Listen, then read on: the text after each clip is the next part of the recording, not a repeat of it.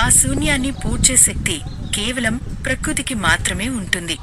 ఒకప్పుడు మన తాతల కాలంలో పెంకుటిళ్లలో ఉదయాన్నే కెలకలరావాలతో నిద్రలేచేవాళ్లం.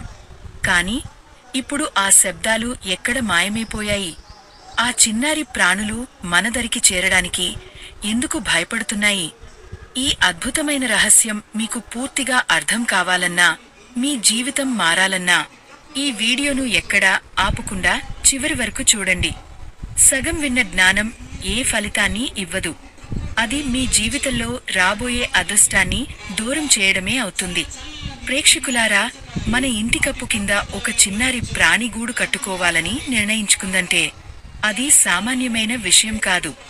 ఆ ఇల్లు కేవలం మనుషులది మాత్రమే కాదు, ఆ దైవం నడిచే దారి అని అర్థం. పిచ్చుకలు అనేవి ప్రకృతి పంపిన దూతలు. అవి ఏ ఇంట్లో అయితే స్వేచ్ఛగా